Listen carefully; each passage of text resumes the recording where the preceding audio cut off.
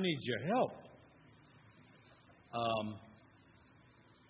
have a dear friend who is my administrative assistant in another church in Randolph.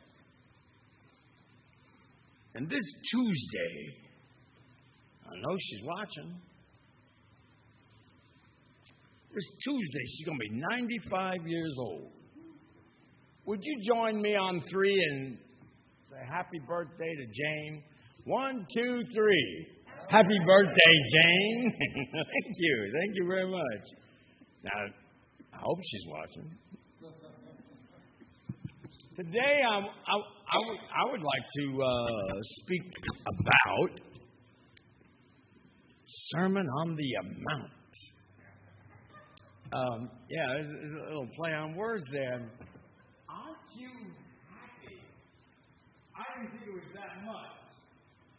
And now I'm thrilled because I was told that the $40,000 mark was when I had pledged myself. And I said, really? That's really wonderful. There's 100,000 to go. Well, now we're about 80,000 out. And I'm thrilled by that. I want to thank Ed Benedict for putting that together, and I thank you so much. I just like to, it's just great. It's just all good. It's all good. How many people here, if you didn't like where your money was going in this country, you would stop paying your taxes? Anybody? No. Me neither. And I'm a socialist. How many people here believe in separation of church and state? Oh, there we are. There we go. Now we're touching upon something here. I find this thing very, very much of a predicament. You know, the credibility of people who have to put their money somewhere.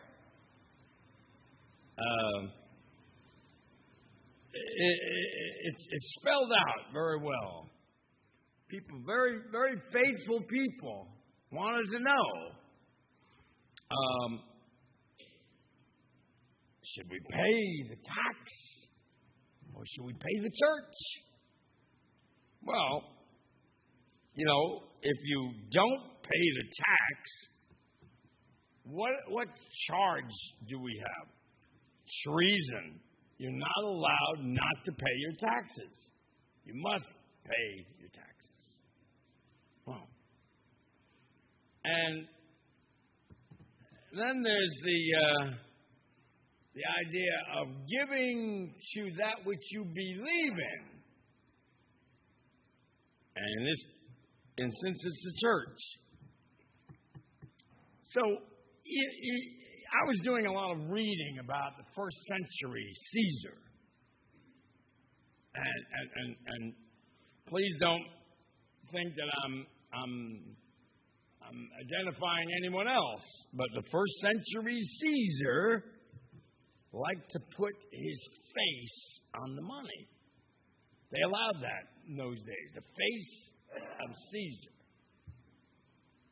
And whose image is on that coin? The emperor's, of course.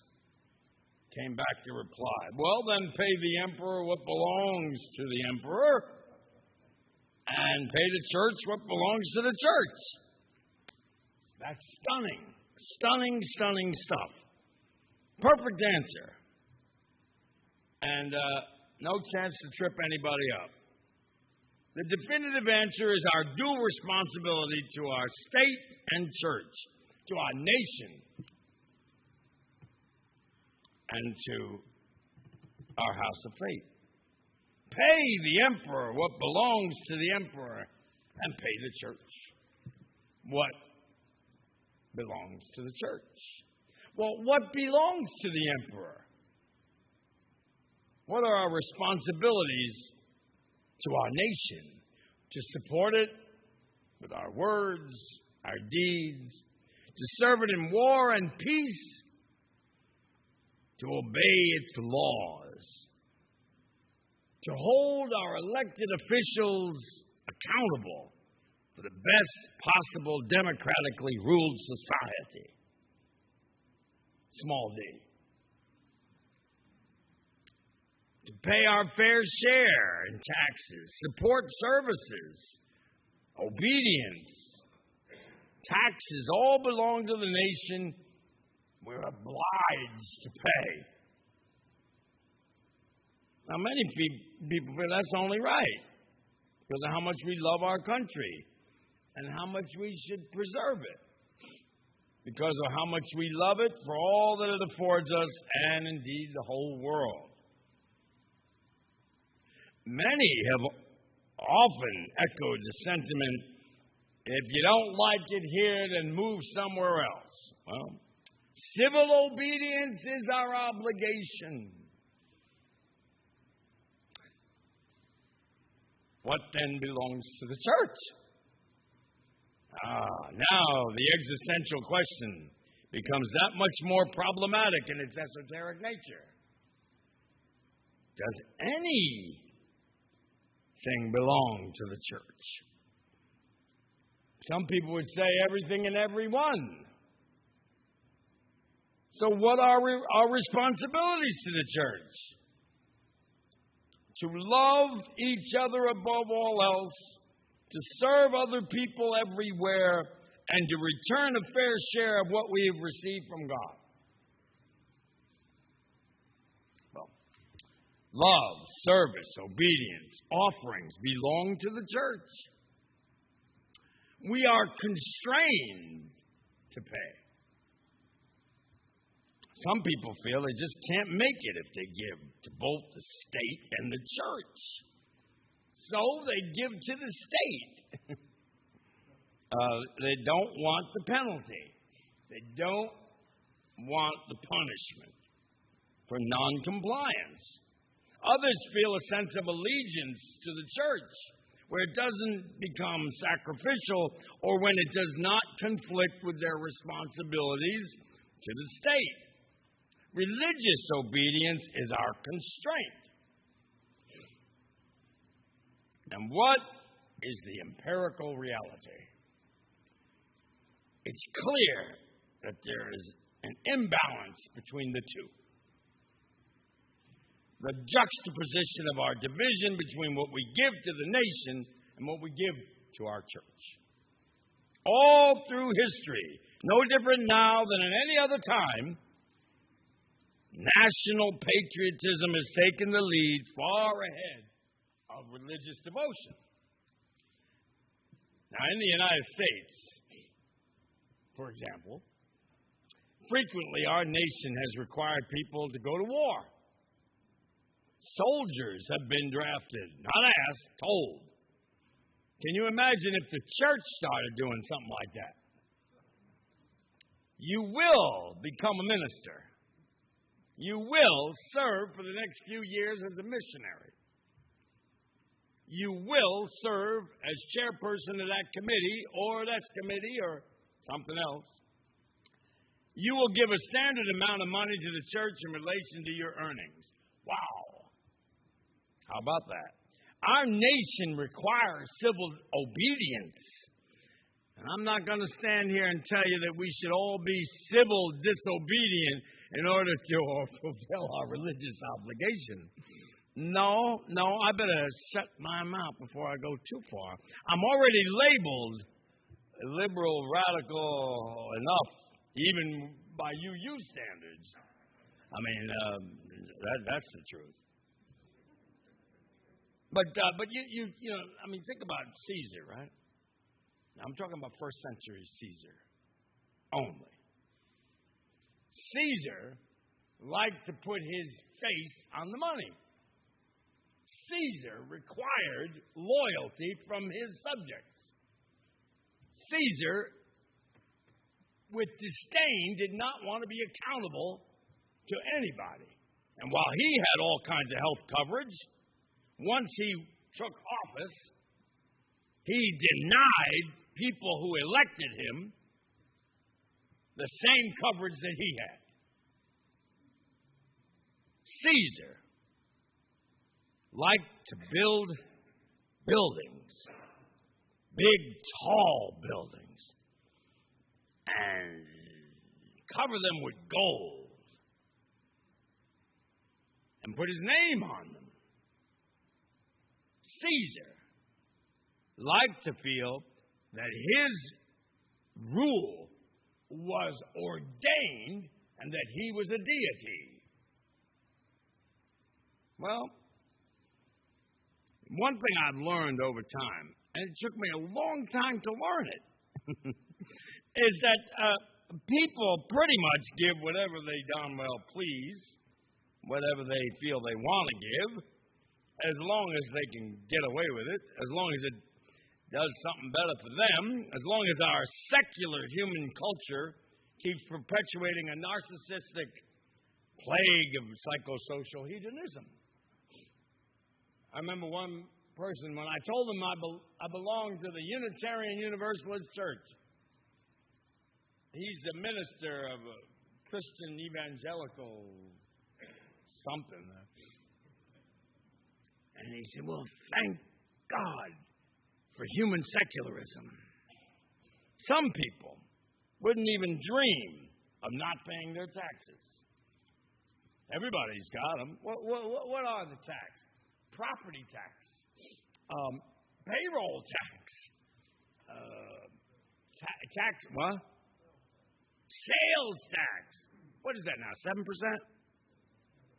Huh? 7.5%? What's the rate of a mortgage now? Almost 8. What? Yeah, right in there. Oh, gee. You see, it's not very threatening to most people because you must admit that our accountability is for what we do here. They wouldn't even dream of not paying their taxes. First, you have to, not everybody here is excluded. But some people try to get around the IRS with deductions that are possible. But do people withhold some of their taxes because they disagree where the money is being spent? I remember back in the good old days when I was Spitfire and vinegar, we used to say that we do not agree where the money's going, therefore we're going to withhold our share. And some of us went to jail, and that movement sort of fizzled out because nobody wanted to go to jail. Hasn't this cry been heard before when people defended their non-compliance to things like missions that the church would be involved in? Obligations of missionary activity. Isn't the motivation for such discrimination because we are so consumed by the immediate retribution and consequences of the government coming down on us for tax evasion? Did you ever see the commercial?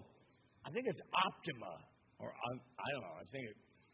And they speak so well of the people they're talking about in their commercial.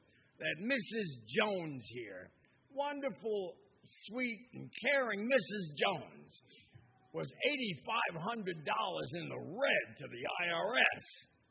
And this organization, Optima, got her out of that mess because they negotiated a deal. And, well, she's living a better life now, like she should. Nobody asked the question, how did she get $8,500 behind? I'd like to know. It's much harder to address that. And it's much harder to remain faithful. The proof of this is in your checkbook. Your checkbook. Don't tell me what you value.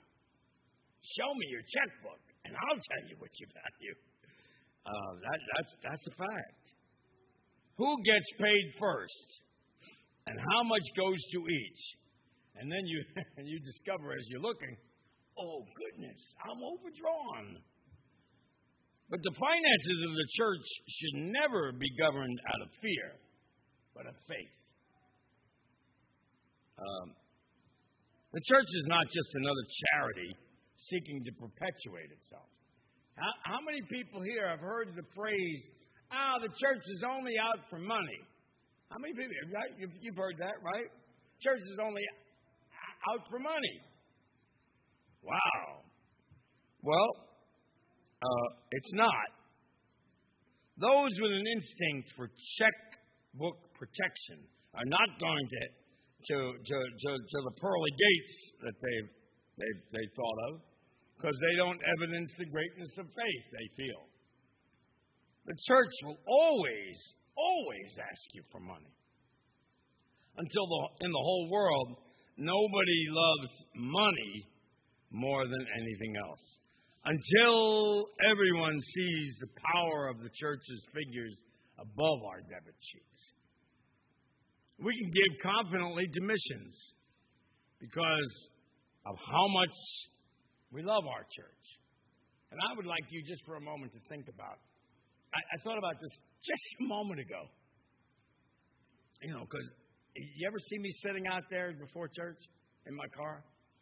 Well, I have a reason for that. I'm going over the mess. I'm going, what am I going to say? How am I going to do all this? And I'm watching the people. And I just happen to focus on the front door. The front door of the church. And I thought about the chairs. And I thought about the lights. And I thought about the walls. And I thought about the entire thing. Imagine all of it gone. Every last bit of it. A big, big hole right here. In a circular way, because this is a geo structure. Oh, just a big, big cavity. Well, that's exactly what's going to happen if we're not there to prevent that.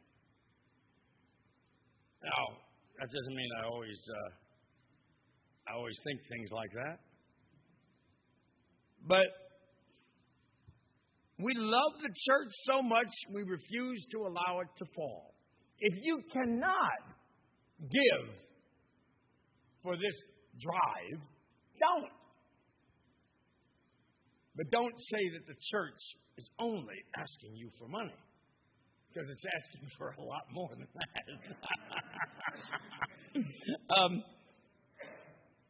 This is the beginning of allowing people to be great in the church's greatest hour of need. You believe that, and I believe that. I keep saying to people something that's dear to me. I've never been a member. Oh, hello. And as such, I have never given a pledge. In the denomination I came from, they discouraged it. Well, you really shouldn't do that, because if you give to the local church, well, they're just giving it back to you. And I thought, really? Well, now I'm a member, and I'm glad to be able to give. It's something that I look forward to. Now, I don't know everything that I'm doing. Well, you all would attest to that, right? Right? Yeah. But asking people, like, I actually asked somebody in the church, how much should I give? How much money should I give? I've never done it before. It's really true. I've never made a pledge. So how much should I give? And they helped me with that. And they were just as honest and above board. Well, here, this is what I give. This is what we give. This is what. Wow, that's interesting. It's as easy to talk about that as everything else. The church doesn't love your money. It loves you. And that's why we pledge more and more. And I'll argue with anybody on that point, because now I know.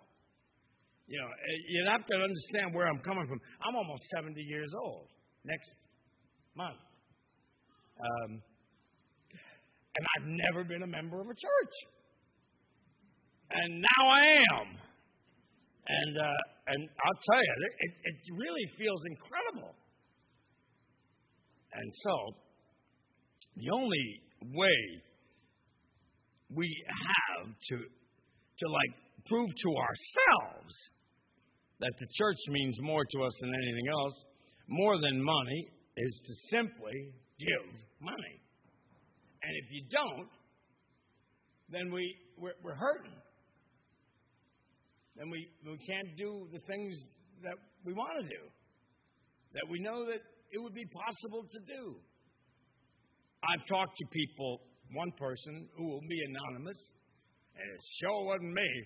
They gave a big chunk of money to this church. And I said, wow, why'd you do that? Why'd you give all that money? And the answer was as stark as the question, because it's my church. Oh, that's great. I didn't expect that answer. I expected much more of a detailed answer, but that answer was even better.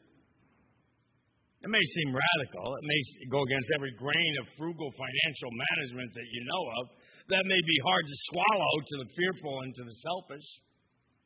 And we have a lot of selfish people. A lot of selfish people. You know, people say, "Oh, I can't give because I got." No, it's true. It's true. I'm with you. There's no way I'm going to give to the church if my electric bill's not paid. I gotta have electricity in my house. That's it.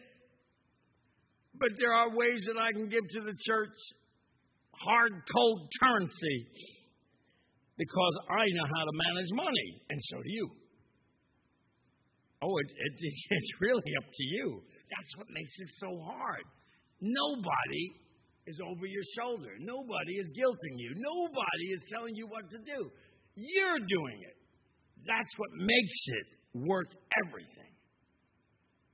And you and I know we hang on to that which we consider valuable.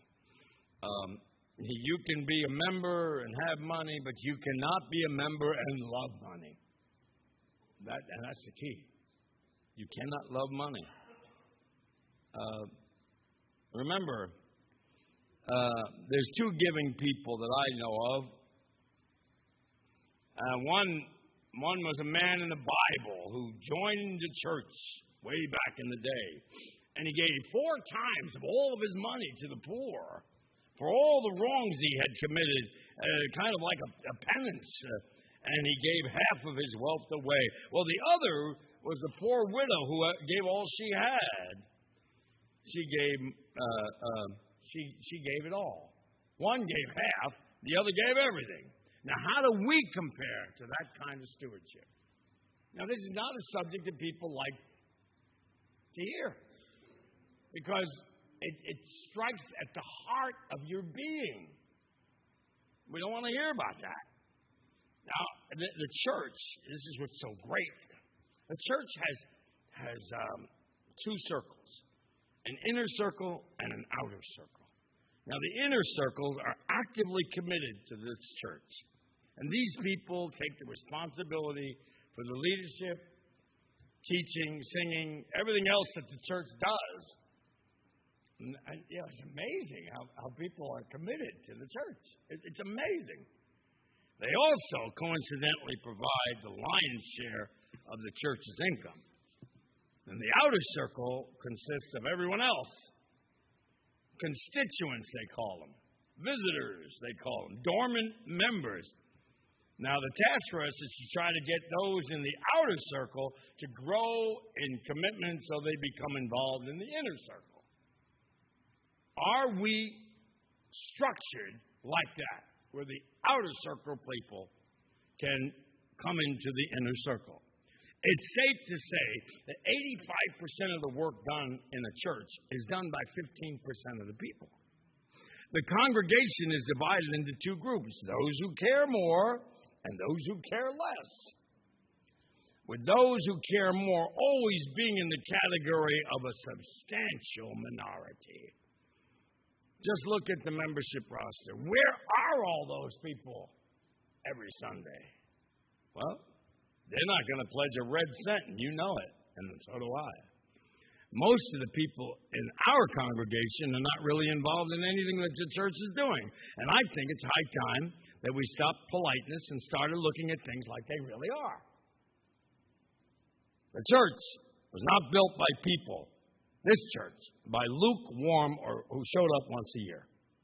It was built by people inner circle committed. Committed with their lives, committed to the church with their time, committed with their abilities, committed with their money.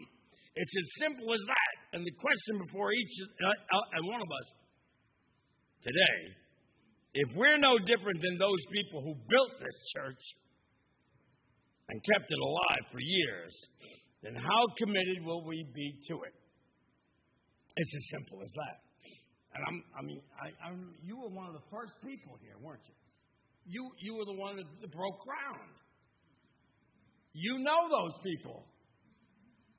And yet, we most certainly need to pay our bills. That's true. I told you, I'm going to pay my electric bill before I'm going to give my pledge. I got to have electricity. I got to pay for the phone. I got to pay to the insurance company. I mean, I got a whole laundry list of bills.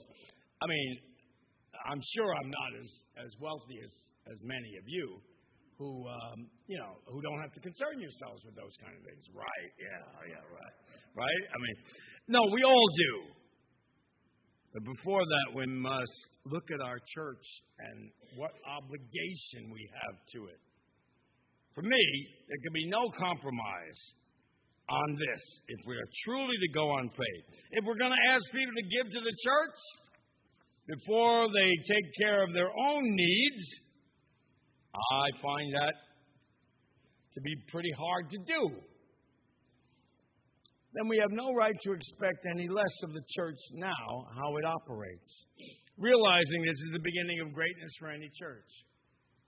This is the hardest sermon to deliver. The very hardest. Because it's not one that people want to hear. Well, I guess maybe a lot of those sermons they didn't want to hear. But this is the hardest one to give. And so, to you in the outer circle, I invite you, come into the inner circle. For if you can, you will see some really great things happening. It's more exciting, more stimulating, more satisfying to be really loved than just to remain a spectator. Trust me, I know what I'm talking about. For I'm in it now with you. And I love being in that position. I've never felt like this. Just so you know, I've never felt that I want to join a church like I wanted to join this church. Of course, I was never allowed either. So, that's another. And to the few in the inner circle, I say to you, and you know who you are. I'm looking right at you. Keep the faith. Remember Adam Clayton Powell Jr. used to say that? Keep the faith, baby. Don't worry about those who fail to come in from the outer circle. When they do finally respond to the call of God's Spirit, when they worship more, when they work more, and when they will give more. Nope. But not until you and I can stand together. We could stand on our heads and turn blue. That won't get them to budge. Those who do worship are genuinely committed. They work, they give. And those who don't demonstrate they're not yet committed. The pledge card says a lot to me. I hope it says a lot about me. So, big deal if we can't count on certain people. See, that's the whole thing. Unitarian Universalists have got to become known. And if they knew what we know, many people would want to be part of that experience because it deals with the human spirit. We can count on ourselves, few that we are in the inner circle. So let's do the worshiping that needs to be done. Let's do the work that needs to be done. Let's give what we have to give, because the congregation will only advance by those who care. let's do our best. Let's accept our responsibility. Pay your bills, yes, but pay the church. Our financial obligations to the emperor has no escape. Our financial obligations to the church are no less, but are not nearly as obvious. It means recognizing God's claim on all of your life, responding to God with your time, talents, and money. Our coins, our dollars, they say something interesting. Back in 1954, President Eisenhower initiated putting on the coins and the dollars, "In God we trust." Now, I don't know why, because I don't think that belongs there. Separation of church and state. Really? How much? Well, I would say change your reply from letters to numbers. I spoke to a priest of a Catholic church, and he said, we've opened a new way for people to give. Now we accept MasterCards so they can pay their master. I said, no, we're never going to get involved in that. But that's what he told me. Whatever you want to do is what you're going to do. And nobody is going to persuade you one way or another. And whatever you do, whatever your position is, and whatever happens,